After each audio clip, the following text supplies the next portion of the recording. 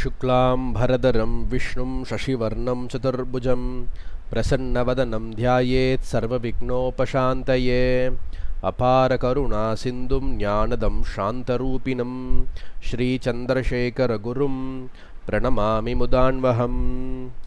Hindu Dharma Part 3, the Vedic Religion and Varna Dharma, Chapter 7, the least Brahmins can do. Whether or not the present Hindu society changes and whether or not it can be changed, it is essential to have a class of people whose very life breath is Vedic learning. I do not speak thus because I am worried about the existence of a caste called Brahmins. Nothing is to be gained if there is such a caste, and it serves only its own selfish interests. If a caste called Brahmins must exist, it must be for the good of mankind.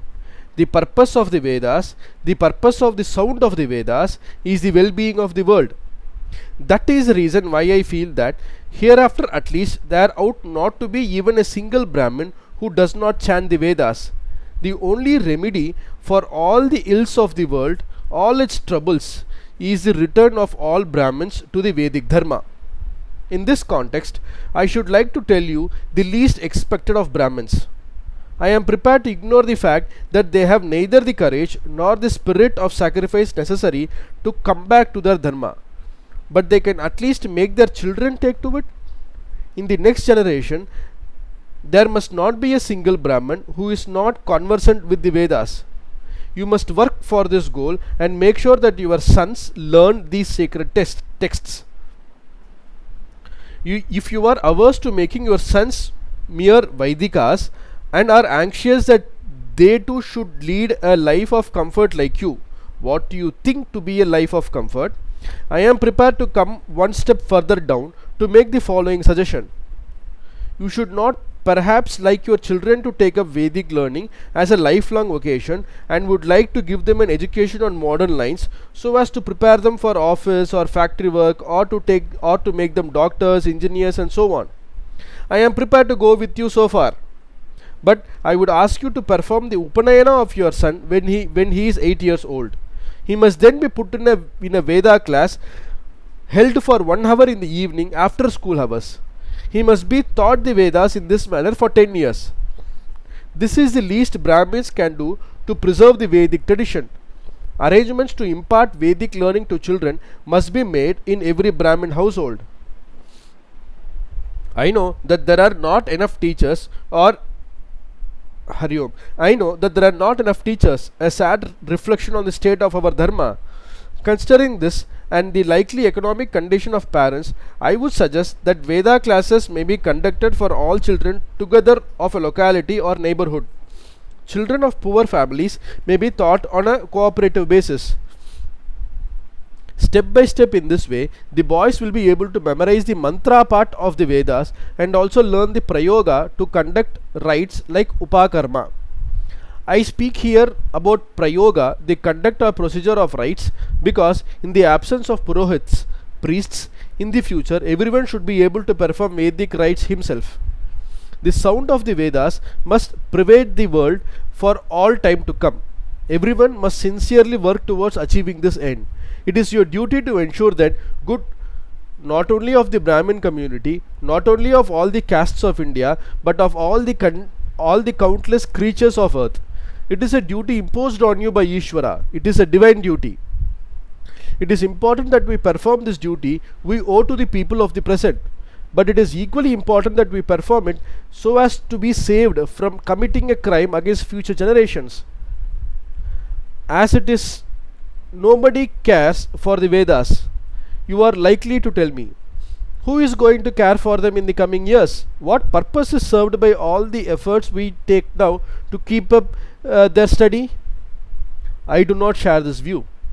When the wheels keep turning, this part of it which is now down has necessarily to come up. Modern civilization with its frenzied pace is bound to have its fall after attaining its peak. We have been carried away by the supposed comforts made possible by advanced technology. But one day we will realize that they do not give us any feeling of fullness. and that we have indeed created only discomforts for ourselves through them. The example of America is enough to drive home this point. People there are believed to have attained the acme of luxury and yet feel empty within. They are anxious to dispel the disquiet created by modern comforts.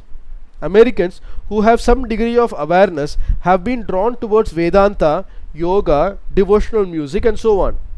Others want to forget sensual enjoyment somehow. They swallow all kind of tranquilizers and are immersed in a deep stupor. This fate may overtake our country also. We are always tempted by the feeling that there is some worldly pleasure yet to be served, and we know no rest until we have done so. After draining pleasures to the digress, we will discover the impermanence of it all. This is the moment when we will turn to matters of the self, to the quest of enduring bliss. When we realize the pace and harmony that society derived from Vedic practices, we will be keen to take to the path shown by them. If we of this generation create a break in the chain of Vedic study kept up for ages, from generation to generation, we will be committing the unforgivable crime of denying our descendants the opportunity of learning the Vedas. There are so many books dealing with the Vedic mantras and sacrifices, volume after volume produced by Indian and foreign scholars. The suggestion is likely to be made. Surely, future generation can read them and learn the Vedas thus. Before I speak about this, I have to answer another important question. A question that goes to the very heart of the Vedic tradition. It is this: what do you mean by saying that the sound of Vedas protects the world? The mantras are certain sounds expressed in the form of words. These words have their own profound meaning.